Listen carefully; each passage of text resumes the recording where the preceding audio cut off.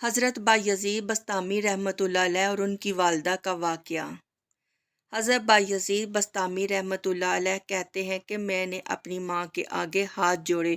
میں نے کہا کہ امی، آپ کو راضی کروں کہ اپنے رب کو، تو مجھے اپنے حق معاف کر دے، اللہ میں راضی کر لیتا ہوں۔ ماں نے کہا، جاؤ بیٹا، میں اجازت دیتی ہوں۔ آپ جنگلوں میں ذکر و فکر میں لگے رہے، تنہائی میں اس کو یاد کرتے رہے۔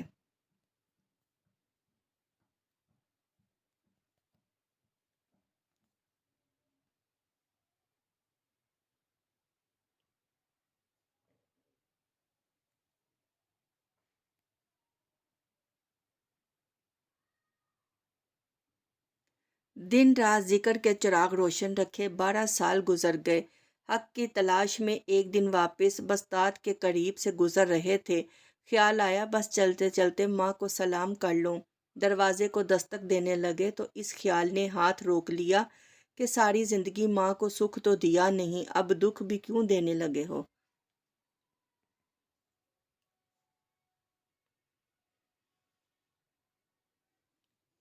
رات کا ایک پہر بیت گیا، سردیوں کی لمبی رات ہے، ماں بستر پر لیٹی ہوگی، تیرے لیے اٹھے گی، دروازہ کھولے گی، دروازے کے ساتھ ہی لگ کر بیٹھ گئے اور ساری رات کاٹ دی اس خیال سے کہ ماں کو تکلیف نہ ہو۔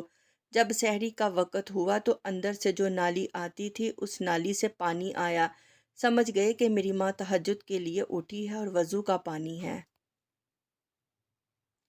تو فوراً دروازے پر دستک دی، اندر سے آواز آئی، بیٹا بایزید، میں ابھی آئی۔ ماں نے دروازہ کھولا۔ 12 سال جنگلوں کی خاک چھانتے بیت گئے، بڑا گندا صورت، بکھرے ہوئے بال، پھٹے ہوئے کپڑے۔ میری ماں کی جب نگاہ میرے پر پڑی، اس کی چشمان سے موٹے موٹے آنسو ٹپکنے لگے اور اس نے ایسے ہاتھ پھیلا کر کہا،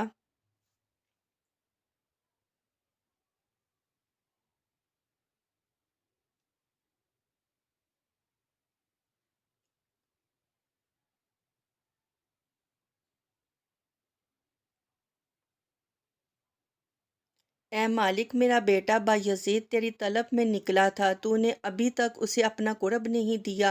حضرت بایزید بسطامی کہتے ہیں، 12 سال کی ریاستوں سے جو کچھ نہیں ملا تھا، ماں کے اٹھے ہوئے ہاتھوں سے مل گیا۔ سبحان اللہ!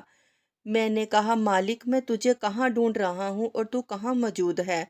تو اس سے پتہ چلا کہ ماں باپ کی رضا اللہ کی رضا کا دروازہ کھولتی ہے۔